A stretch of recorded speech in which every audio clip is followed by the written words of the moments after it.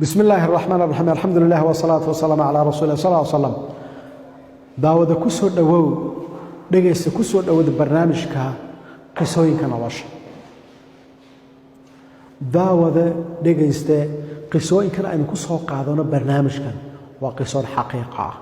waa qisooyin dhacay waa qisooyin aynu rabno inaynu ku tusaale qaadano kuwana qaadano qisadeena maanta waxa ku saabsan tahay saddex nin oo dhalinyar ah ayaa saaxiib ahaa saddexdan nin waxay ka shaqeyn jireen gaadhi ximaar dameeraday ka shaqeyn jireen dameeray lahaayeen ninkasta dameer buu lahaa dameerkaasuu dadka alaabta ugu qaadi jiray oo ugu adeegi jiray oo uu ka kireen jiray oo dhaqaale ka soo saari jiray saddexdii ninba maalimaha ka mid ah markay soo shaqeeyeen ee dameeradoodii ay ku soo shaqeeyeen ayaa habeenkii casho iskugu imaadeen cashadii markay soo wada fadhiisteen ayaa nin ka mid ah ayaa waxa uu yidhi waryaaraheen haddii aan noqdo khaliifada boqorka muslimiinta waddankan aynu joogno marka andoris bay joogaan haddaan boqorka noqdo maxaad jeclaan lahaydeen inaan idiin qabto ninka sida oranaya magaciisa waxa la yiraahdaa maxamed bin caamir baa la yiraahdaa labadii kale waxay yiraahdeen diwaad iska riyoonaysa adigoo gaadhi ximaarla ah oo dameerla ah ayaad ku fakiraysaa inaad boqor noqoto adeer naga daa sheekada noocaas wuxuu ka soo qaada inaan noqdo boqorkii maxaan idin qabtaa waxay sadkeeyaan baa nin ka mid ah wuxuu yiri haddii aad boqorka noqoto waxaad aniga ii qabataa horta waa inaad iibisaa runtii beer waa inaad iibisaa aad weyn oo aad siisaa beer waa inaad siisaa waa inaad saxiro dhan oo farda waa inaad siisaa waa inaad 100 jaariyadood aad siisaa waa inaad 100 kun oo muxuu ahaa dirhamna aad siisaa oo 100 kun oo dahabood aad siisaa inta markuu yiri ayaa uu yiri kii kale adiguna ka waran maxaad rabtaa inaan ku qabto wuxuu yiri anigu ma filayo inaad noqonayso boqore adigu waxba dameer kagama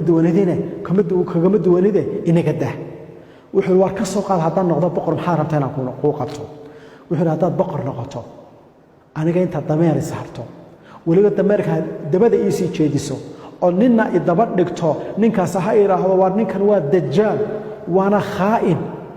qof ka soo lagu arkana waa la xidhaya isagoo ag jooga ninkan ama la socda oo magaalada saygu wareeji aniga oo sidaa dheh inta markuu yiri ayuu kaasnayska aamuso ninkiiba waxa dhacay subaxii waagi ma ku bariyay dameerkii uu iibiyay dameerkii markuu sidaa u iibiyay ayuu markiiba go'aansaday inuu ciidanka galo ciidankii buu galay ciidankii markuu galay uu dadaalay dadaalkii markuu dameerka laha sameyn jiray mid ka daran buu sii sameeyay wuxuu socdaba ninkii markii dambe wuxuu noqday ninka haysta booliska ayuu noqday markuu noqday ninkii ciidanka booliska haystay markuu noqday ayaa waxa dhacay boqorkii markaa waqtigaa jiray ayaa dhintay boqorkii markuu dhintay ayaa inan yaru dhalay ayaa la yiri boqorkii ha laga dhigo laakiin waxa la yiri inan ka yar waa 10 jirba boqor ma noqon karo waa in loo sameeyaa inan kan yar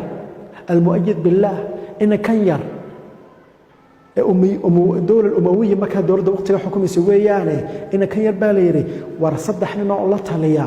oo laakiin aan ka soo jeedin beeshan bani umayya aan ka soo jeedin sababtoo bani umayya ka soo jeedaan way ku qabsan karaan boqortinimada ku qabsan karaan dad aan ka soo jeedin oo ka madax banaan oo reeraha kala ha loo keeno saddexdan ninka hala taliyaan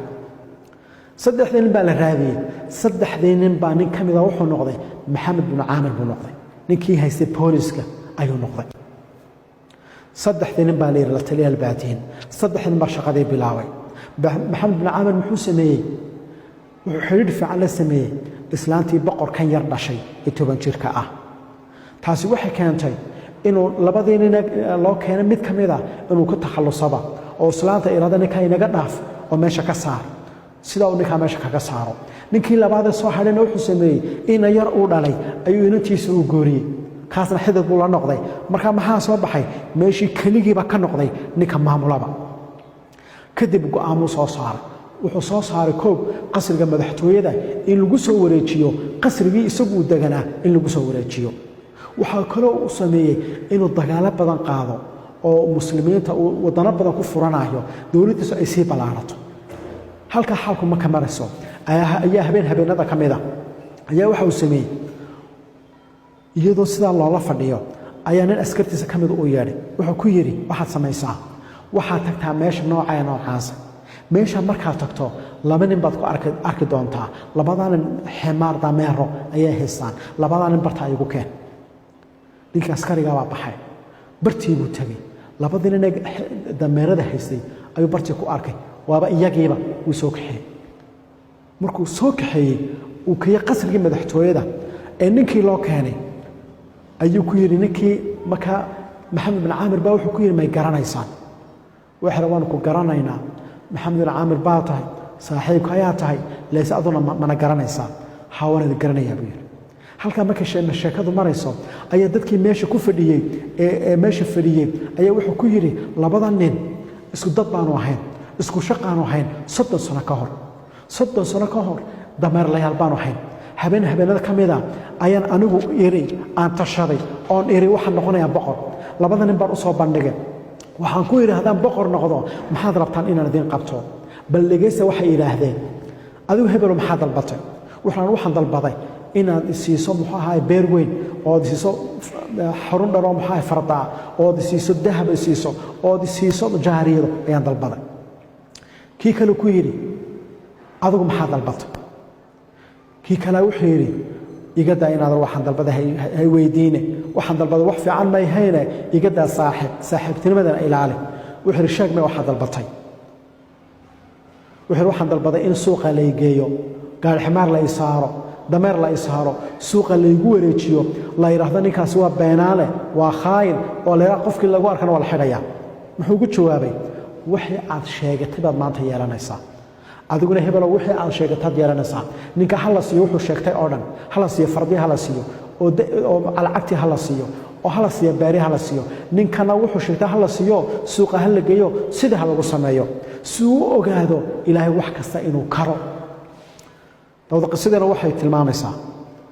haddii aad hadaf yeelato haddii aad nolosha qorshe ka yeelato waad gaari kartaa qorshe haddaad dejiso saxa oo macquul ah oo xadidan oo la qiyaasi karo oo waqti leh haddaad dejiso waad gaaraysaa waana xaqiiqo weeyaan intaasaan kusoo koobaynaa wasalaamu calaykum waraxmat ullahi wabarakaatu